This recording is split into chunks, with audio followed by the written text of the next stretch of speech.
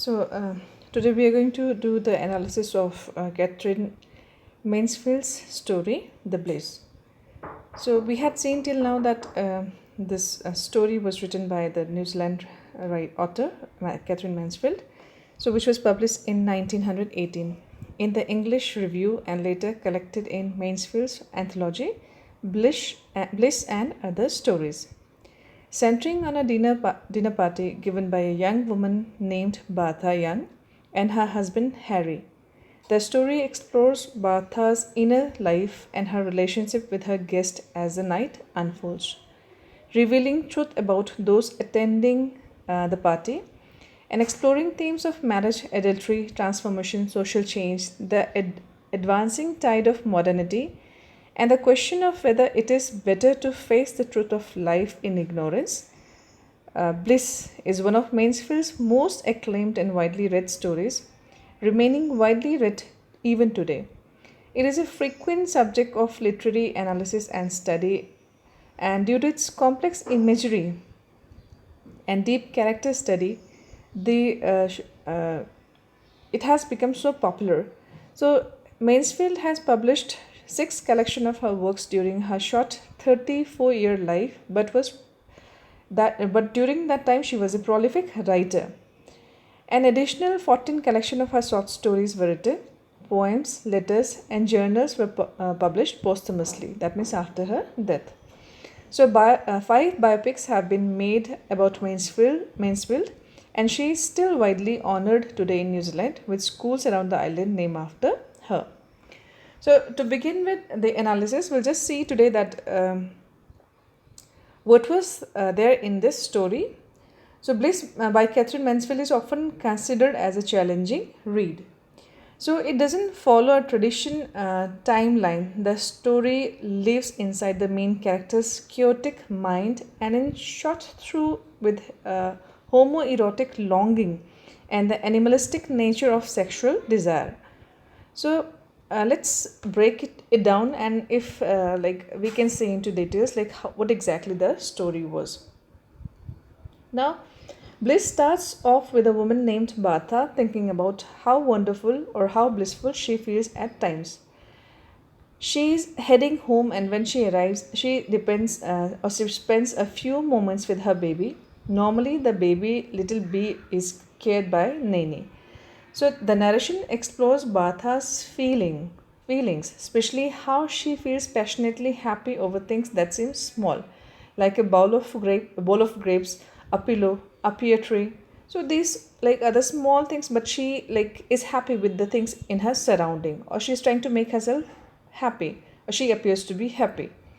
So Bertha has dinner party in the evening with a group of friends. We have already seen or read this in the story. And Bertha focuses on the most random pieces of information, that is the color of one of the guests' socks, for example. So these are minute details and very insignificant, but her focus or attention has been caught by the color of the socks. So Bertha is attracted to one of the guests named Miss Pearl Fulton and hopes Pearl feels the same. The two women share what Bertha thinks is an intimate moment. As it turns out, Pearl is actually sleeping with Bertha's husband later in the story. Now, the story ends with the dinner guest leaving, and Bertha spends a few moments looking at her pear tree, observing the pear tree was as lovely as ever and as full of flowers as still. So that was one of the brightest or the happiest moment, a blissful moment for Bertha when she used to gaze or look at the pear tree. So one of the most gripping thing of bliss is sexuality, specifically the idea of repressed sexuality. Bertha has a sexual interest in Pearl and seems desperate to confirm that Pearl shares the attraction. We have already seen in the biography of Katharine Mansfield that she was attracted to both men and women sexually. So the same is being reflected here in the story also when she is feeling that attraction towards Pearl. Now, the intensity of these feelings caused Bartha to misunderstand a few moments that the women spent together looking at Bartha's garden.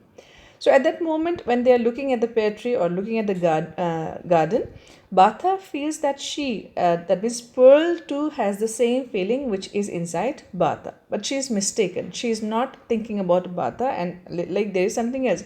But that is not discussed in detail in the story. It is only that she feels one with the feeling of Pearl.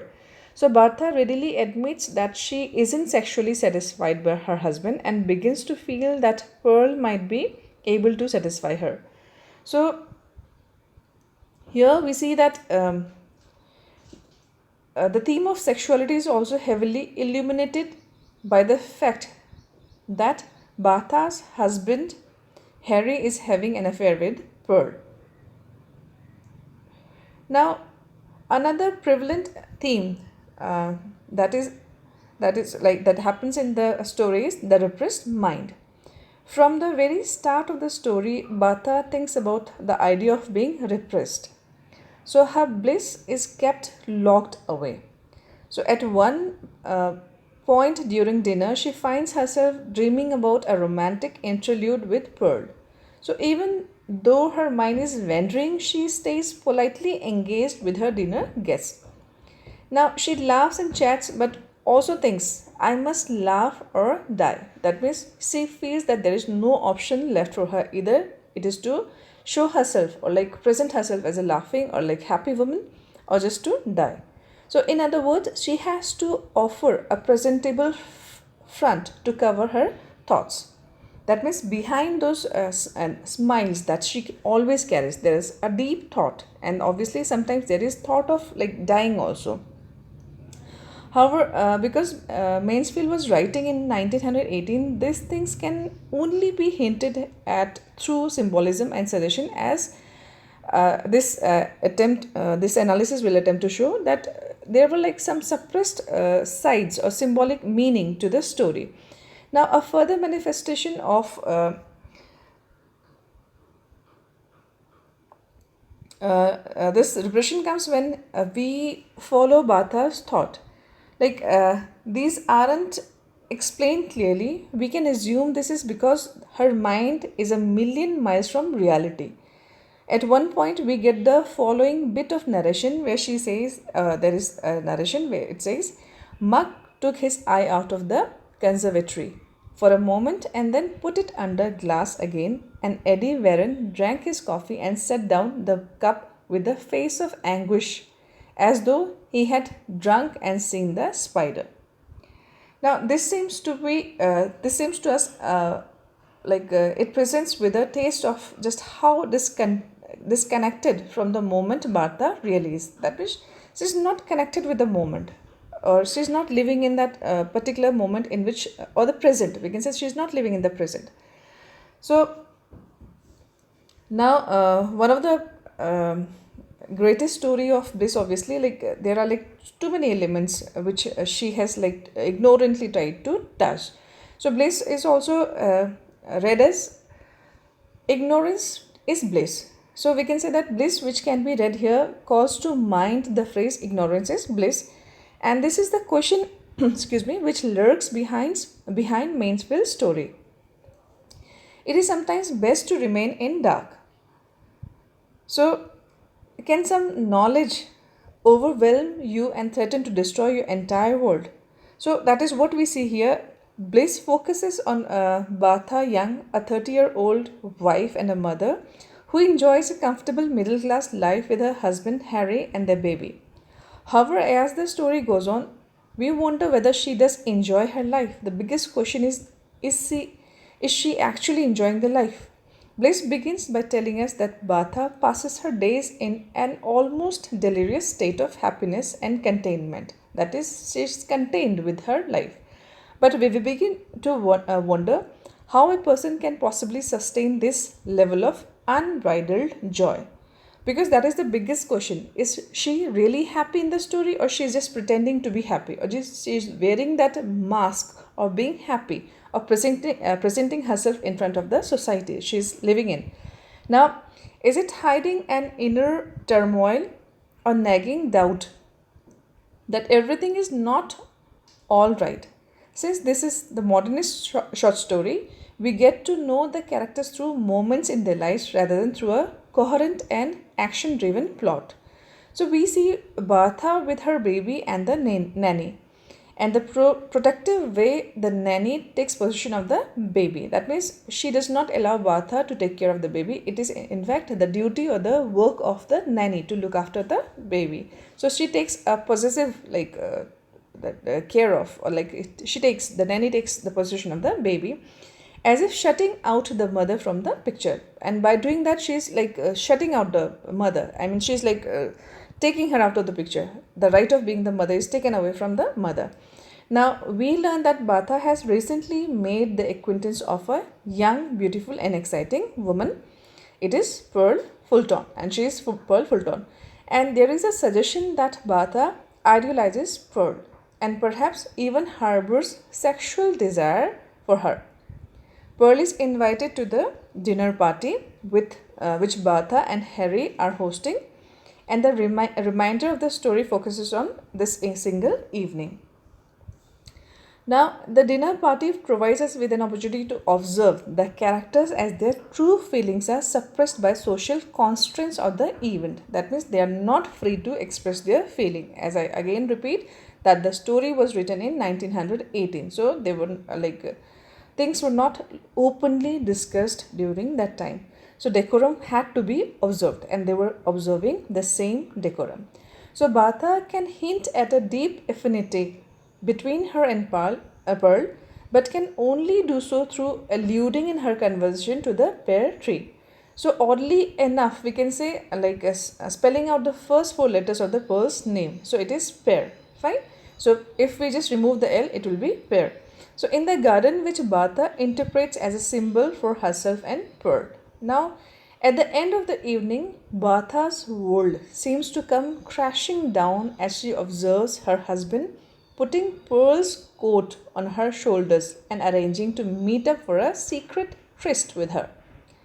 So Bartha's husband and Pearl are having an affair.